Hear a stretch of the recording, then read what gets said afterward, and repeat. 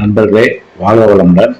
இப்ப நட்சத்திர பொருத்தம் நம்ம பார்க்கறோம். நட்சத்திர பொருத்தம் திருமணத்துக்கு செய்யலாமா அப்படின்னா, நட்சத்திரத்தை பொருத்தத்தை பார்த்துலாம் திருமணம் செய்யக்கூடாது.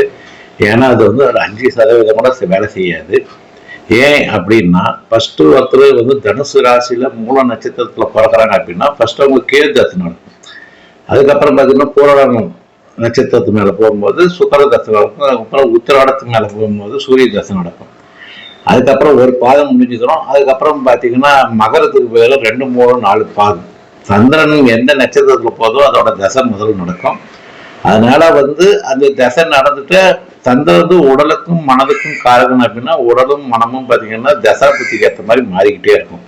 ஃபர்ஸ்ட் கேதுல இருந்துச்சுன்னா அப்போ சுக்கரன் ஆக்டிவேஷன் ஆயிரும். அதுக்கப்புறம் சூரியன் ஆக்டிவேஷன் ஆகும். அப்புறம் சந்திரன், அதுக்கப்புறம் செவ்வாய், ராகு அப்படின்ட்டு ஒவ்வொரு நட்சத்திரத்துல போகும்போது தசாபுத்திக்கு ஏற்ற மாதிரி தான் நம்ம உடலும் மனமும் மாறிக்கிட்டே இருக்கும்.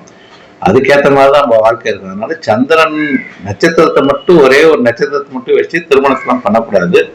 திருமணத்துக்கு மிக முக்கியமா லக்னம் பொருத்தம் பார்க்கணும், ராசி பொருத்தம் பார்க்கணும், 7ஆம் பாவம் கொடுப்புனை, அதுக்கப்புறம் சுக்கரன் செவ்வாயை பார்க்கணும், அதுக்கப்புறம் நடக்க போற தசாபுத்தியை பார்க்கணும், அப்புறம் குழந்தை பிறக்கணும்னா 5ஆம் பாவம் குருவை பார்க்கணும். இதெல்லாம் பார்த்து திருமணம் செஞ்சா திருமண வாழ்க்கை சந்தோஷமா இருக்கும். கண்டிப்பா இப்ப நடக்கிற தசாபுத்தி, அடுத்த வர தசாபுத்தி இதை பார்க்காம திருமணமும் செய்யாதீங்க.